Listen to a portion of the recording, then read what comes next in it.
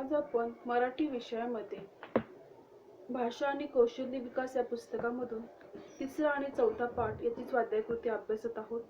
मागील 2 भागापासून आपण ही स्वाध्यायकृती अभ्यासत आहोत. 5 प्रश्नापर्यंतचे आपले सर्व काही प्रश्न सोडून झालेले आहेत, वाचून झालेले आहेत. आणि मला माहिती आहे की हे प्रश्न आपण आपल्या नोटबुकमध्ये सुद्धा लिहिले असणार आहे. आज आपण प्रश्न 5व्या पासून बघणार आहोत. भाषांतराचे विविध प्रकार सांगा. प्रास्ताविक. आधुनिक काळात जग अधिकच जवळ आल्यामुळे विविध देश प्रदेशातील संस्कृती, सामाजिक इत्यादी देवाणघेवाण वाढली आहे. त्यामुळे भाषांतर या संज्ञेलाही महत्त्व प्राप्त झाले आहे. साहित्य, कला, तत्वज्ञान, विज्ञान अशी विविध क्षेत्रातील साहित्य भाषांतर होऊ लागले आहे. साहजिक विविध क्षेत्रातील साहित्यांचे भाषांतर करताना त्यांचे वेगवेगळे पैलू पडतात. या पैलूवरूनच भाषांतराचे प्रकार ठरलेले आहेत. आता भाषांतराचे सर्वसामान्य प्रकार दिलेले आहेत. मूलनिष्ठ भाषांतर, लक्ष्यनिष्ठ भाषांतर. भाषांतरामुळे मूळ भाषेतील मजकुराचे शब्दशः भाषांतर केले जाते, त्यालाच मूलनिष्ठ भाषांतर म्हणतात. तसेच मूळ भाषेतील मजकुराचे साक्ष्य सांगणाऱ्या भाषांतराला लक्ष्यनिष्ठ भाषांतर म्हणतात. त्यात पहिलं आपण मूलनिष्ठ भाषांतर म्हणजे काय ते बघणार आहोत. मूळ भाषेतील संहिता शब्दशः समजावून घेऊन हा उद्देश असेल तरी संहितेला आपोआप प्राधान्य दिले जाते. असे भाषांतर हे मूलनिष्ठ भाषांतर समजले जाते. मूलनिष्ठ भाषांतरामध्ये संहितेचा शब्दशः भाषांतर केले जाते. मूलनिष्ठ भाषांतरात या प्रकार सर्वसाधारणपणे विद्यापीठ अभ्यासक्रमामध्ये वापरला जातो. संस्कृत आणि पाककृत इंग्रजी साहित्य विद्यार्थ्यांसाठी मूलनिष्ठ भाषांतर केले जाते. मूलनिष्ठ भाषांतरामध्ये साधारणपणे 2 प्रकार पडतात. एक म्हणजे शब्दनिष्ठ, दुसरं म्हणजे क्रमनिष्ठ भाषांतर. शब्दनिष्ठ भाषांतर या भाषांतरात मुळातल्या शब्दांचे घटकांश भाषांतर केले असते. उदाहरणार्थ द्यावयाचे झाले असेल तर मृगाशी या शब्दाचे भाषांतर हरणाच्या डोळ्याप्रमाणे किंवा हरणासारखे डोळे असणारे असे सरळ होते. शब्दक्रमनिष्ठ भाषांतर म्हणजे शब्दक्रमनिष्ठ भाषांतरामध्ये घटकांश भाषांतर तर असतेच, याशिवाय मुळातल्या शब्दांचा जो क्रम असतो तो भाषांतरात ठेवलेला असतो. उदाहरणार्थ धर्मक्षेत्र, कुरुक्षेत्र समवेता युयुत्सव, ममकः पांडवाश्चैव किमकुर्वत संजय. अशा पद्धतीने शब्दक्रमनिष्ठ भाषांतर असते. 2 आहे मूलनिष्ठ भाषांतराची वैशिष्ट्ये व मर्यादा. मूलनिष्ठ भाषांतरावरून मूळ भाषेची वैशिष्ट्ये समजून घेतली जातात. त्याच्या विशेषणाकडे, आशयाकडे दुर्लक्ष होते. पुष्कळदा आशय ही रचना बेडौल वाटते, स्पष्ट वाटत नाही. मूलनिष्ठ भाषांतराचा उद्देश हा मूळ भाषेतील रचना लक्षात आणून देणे एवढाच असतो. त्यामुळे मूळ भाषेतील आशयाचे आकलन होण्यास थोडेसे कठीण जाते. असा हा उद्देश दुय्यम मानला जातो. तर साहजिकच मूलनिष्ठ भाषांतराला मर्यादा येतात. साहित्यामध्ये असा प्रकार वापरण्यास करणे की चांगले समजले जात नाही. कायद्याचे भाषांतर करताना मूलनिष्ठ भाषांतर साधारणपणे वापरले जाते. याशिवाय म्हणी, वाक्प्रचार यांचे शब्दशः रूपांतर प्रकारासुद्धा मूलनिष्ठ भाषांतर प्रकारात मोडतो. असे हे भाषांतर मूळ भाषेशी प्रामाणिक असते, तसेच ते कृत्रिमही असते किंवा तसे ते वाटते. या सर्वांचा विचार करता मूलनिष्ठ भाषांतर हा भाषांतराला एक टप्पा समजला जातो. तो स्वतंत्र भाषांतर प्रकार समजला जात नाही.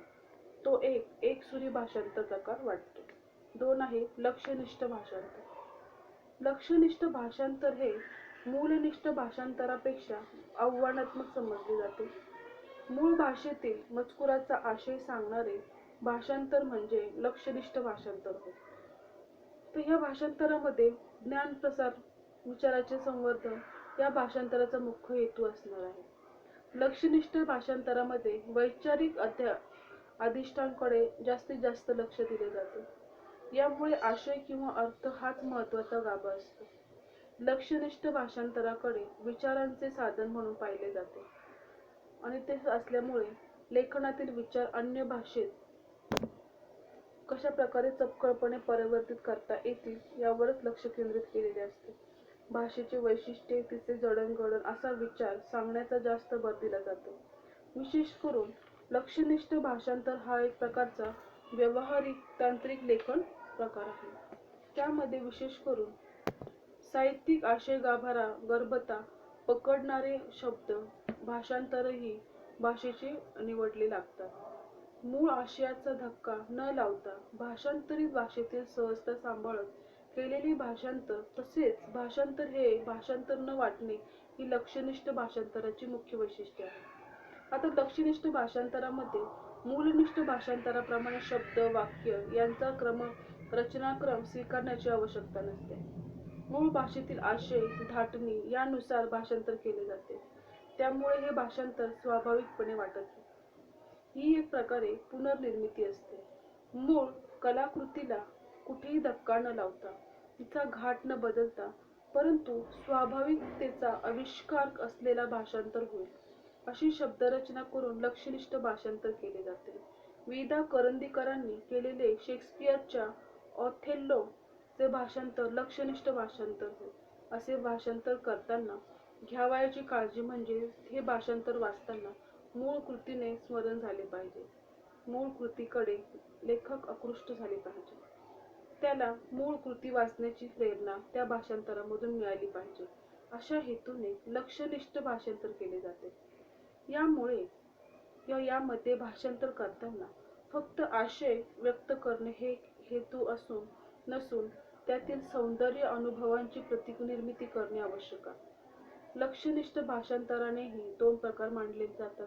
एक म्हणजे शास्त्रीय लेखनाचे भाषांतर तर दुसरा प्रकार म्हणजे कथा कादंबऱ्या ललित साहित्यांचे भाषांतर.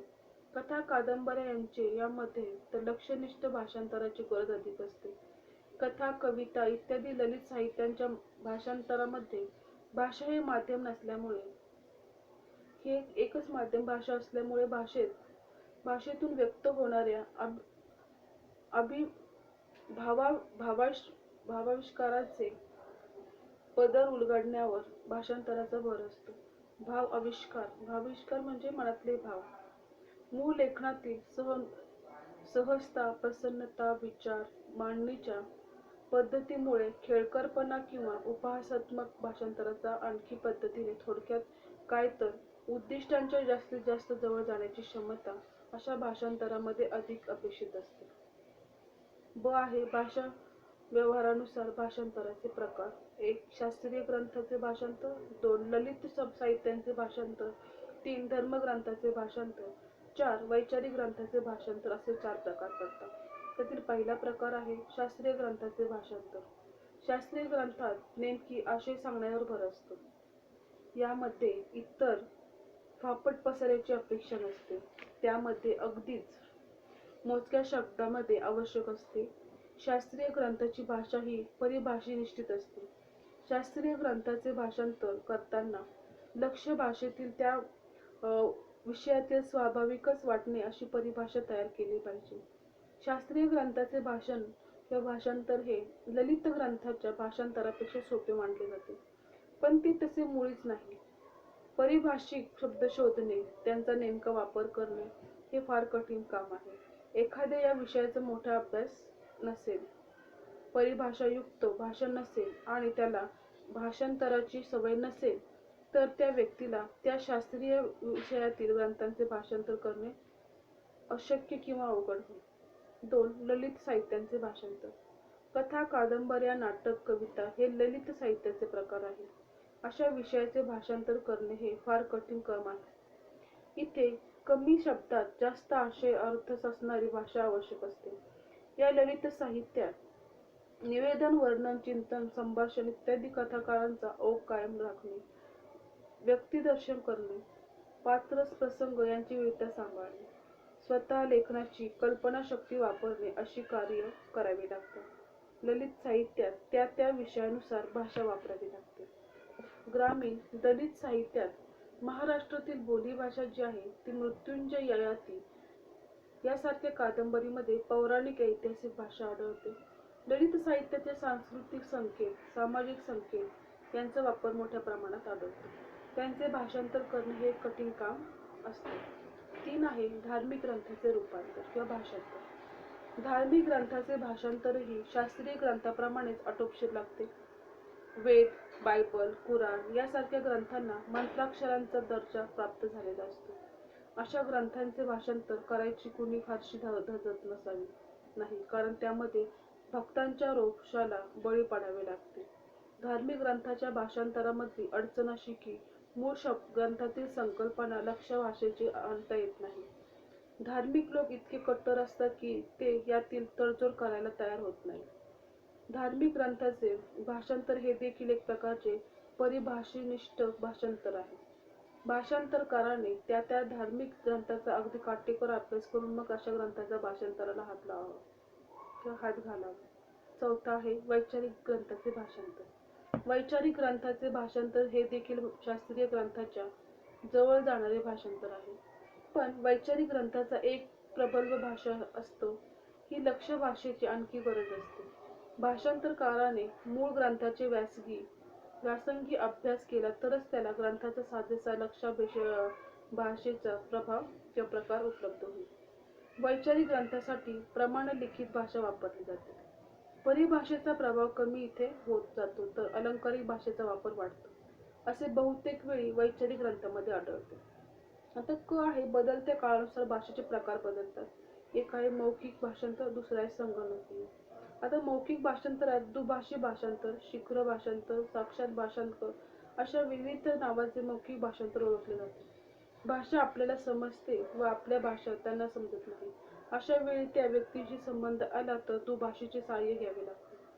विविध देशांशी संपर्क येणारी शासकीय, निमशासकीय कार्यालय, औद्योगिक कंपन्या, पर्यटन क्षेत्र अशा विविध ठिकाणी दुभाषणाची गरज भासते. असे भाषांतर ताबडतोब करावे लागते, त्यामुळे ते बहुतेक मौखिक भाषांतर होते. 2 आहे संगणकीय भाषांतर.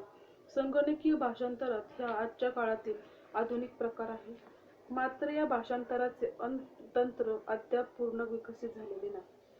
द्विभाषिक अथवा बहुभाषिक शब्दकोश, विविध व्याकरणे यांचा उपयोग संगणकीय भाषांतरामध्ये सुरू झालेला आहे.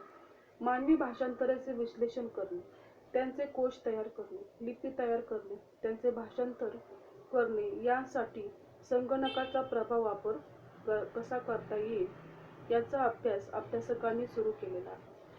समानार्थी, अनेक अर्थी तसेच इतर अर्थसंबंध यांचा अभ्यासही संगणकाच्या सहाय्याने सुरू आहे.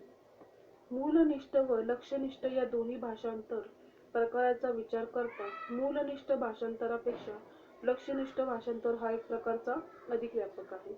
नवी परिभाषा घडविणे व ती रूढ करणे ही क्षमता लक्ष्यनिष्ठ भाषांतरामध्ये आहे. मात्र असे भाषांतर करताना परिभाषा कशी घडवावी, तिच्यात सुलभता कशी असेल, समाज मनात, विद्यापीठ तसेच मराठी वैचारिक पातळीत तिचे स्वरूप कसे ठेवावे यांची समज भाषांतरकाराजवळ असली पाहिजे. किंवा एखादे पुस्तक वाचूनच फक्त त्याचे भाषांतर करायचं एवढंच योग्यता नाही. त्या त्या क्षेत्राची जाणीव व इतर पुस्तके वाचून मग भाषांतर करणे अतिशय गरजेचे असे आहे. पुढे आहे 6वा प्रश्न, जाहिरातींची संकल्पना स्पष्ट करून जाहिरातीचे स्वरूप स्पष्ट करा. जाहिरातींच्या याच्यामध्ये रेडिओ, दूरदर्शन, वृत्तपत्रे, मासिके, पोस्टर्स, फलक, बॅनर्स, भ्रमणध्वनी यासारखी अनेक माध्यमे जाहिरातीसाठी केले जातो. याच्यातून जाहिरात केली जाते. अर्थात आपण आपले जीवन कसे जगावे, कोणत्या वस्तू सेवा वापराव्यात, कोणत्या वस्तू हाताळाव्यात अशा इतर बाबी आपल्याला जाहिरातीत मार्गदर्शन करत असतात आणि वेगवेगळे संदेश देत असतात.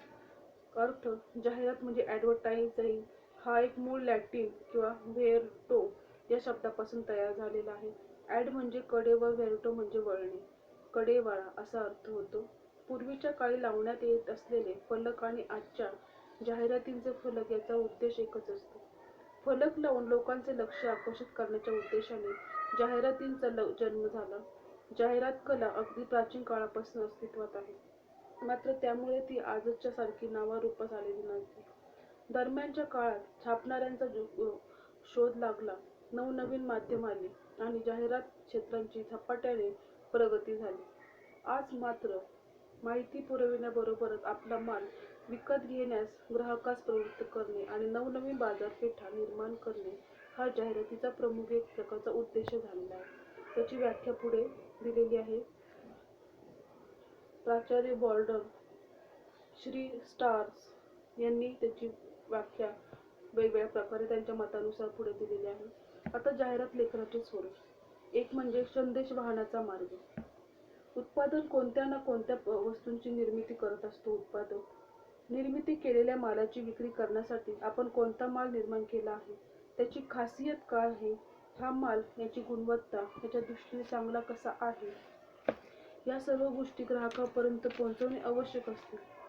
उत्पादित मालाचा राष्ट्रव्याप्ती तर कधी जागतिक बाजारपेठ असते. आपल्या मालाची संपूर्ण राष्ट्रात माहिती पुरवण्याचे एकमेव साधन म्हणजे त्याची जाहिरात करणे होय. ही जाहिरात रेडिओ, दूरदर्शन इत्यादी माध्यमामध्ये आपल्या मालाचे संदेश काही क्षणातच लाखो ग्राहकांपर्यंत नेऊन पोहोचवते हेही शक्य होते. 2 आहे जाहिरात मालाला मागणी निर्माण करणे. जाहिरात ही एक उत्पादकांच्या वस्तू आणि सेवेची माहिती ग्राहकांपर्यंत पोहोचवण्याचे काम करत असते. नाहीतर ग्राहकांच्या क्रय प्रेरणांना आव्हान करून त्यांना वस्तू खरेदी करण्याची कृती कराव्यास लावते. याचाच अर्थ असा की केवळ वस्तूंची माहिती पुरवली म्हणजे जाहिरातींचे काम संपले असे नव्हे, तर वस्तू खरेदीसाठी ग्राहकांचे मन वळविण्याचे, अगर वस्तूबद्दल त्यांचे मन प्रभावित करण्याचे ही कार्य जाहिरात करते.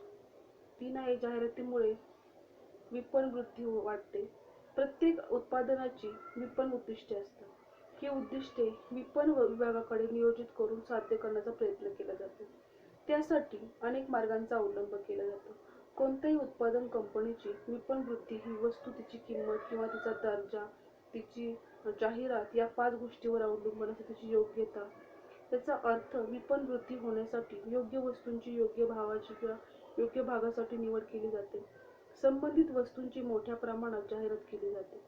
जाहिरातींच्या महत्त्वासंबंधी बोलताना अमेरिकन तत्त्वज्ञ श्री एडवर्ड स्टिलन म्हणतात की कोणताही व्यवसाय यशस्वी होण्यासाठी मोठ्या प्रमाणात जाहिरात करणे गरजेचे आहे. जाहिरात हा विपणन वृद्धी करण्याचा एक अतिशय महत्त्वाचा मार्ग आहे. नवीन उत्पादित वस्तू जाहिरातींच्या मार्गाने लोकप्रिय करता येते. या गोष्टींचा विपणन पद्धतीवर फार मोठ्या प्रमाणात परिणाम होतो. 4 आहे मध्यस्थ म्हणून भूमिका. जाहिरात ही एक मुख्य उत्पादक आणि अंतिम ग्राहक यांच्या मध्यस्थ म्हणूनच भूमिका बजावत असते. ग्राहकांच्या गरजा उत्पादकांच्या वैशिष्ट्यपूर्ण वस्तूंनी कशी भागविण्यात जाऊ शकतात हे सांगण्याचे काम जाहिरात करत असते. 5 आहे ग्राहकापर्यंत त्वरित जाण्याचा मार्ग. बाजारपेठेत लाखो संभाव्य ग्राहकांचे त्वरित आणि कार्यक्षमतेने जाण्याचा मार्ग म्हणजे जाहिरात होय. जाहिरात अभावी लाखो संभाव्य ग्राहकांना भेटणे, त्यांना आपल्या मालाची माहिती करून देणे, जवळ जाणे शक्य आहे. आज रेडिओ, दूरदर्शन इत्यादी आर्थिक साधनांमुळे देशातील जवळजवळ 60 ते 70% लोकांना एका क्षणामध्ये आपल्या मालाची माहिती देऊन एका आठवड्यात तो माल लोकप्रिय करता येतो. म्हणून तेव्हा लाखो ग्राहकांना त्वरित आणि कार्यक्षमपणे आपल्या मालाची माहिती करून देता येते. ही जाहिरातीशिवाय पर्यायाला नसतो. 6 आहे आर्थिक वाढीस हातभार. कोणत्याही देशात आर्थिक विकास हा ग्राहकांच्या गरजांचा विस्तार आणि औद्योगिक विकास यावर अवलंबून असतो. नवनवीन उत्पादनाची ग्राहकांना ओळख करून दिल्यास त्यांच्या व त्या वस्तूविषयीच्या गरजा वाढत असतात. जोपर्यंत एखादी वस्तू आपल्या उपयोगाची आहे हे ग्राहकांना समजत नाही तोपर्यंत त्या वस्तूंची गरजही भागत नाही. ग्राहकांना नवीन वस्तू देऊन त्या वस्तूंच्या नुसार नवीन गरजा निर्माण करणे हे कार्य जाहिरातीतून केले जाते. ग्राहकांना नवीन वस्तूंची गरज निर्माण होणे आणि त्या उत्पादनात करण्यासाठी नवीन औद्योगिक वस्तूंची आवश्यकता भासते. त्यानुसार नवीन उद्योगधंदे सुरू होणे, यातूनच आर्थिक विकास होत असतो. हे सर्व जाहिरातीमुळेच घडून येते. 7 आहे जाहिरातींच्या माध्यमांना अर्थपुरवठा.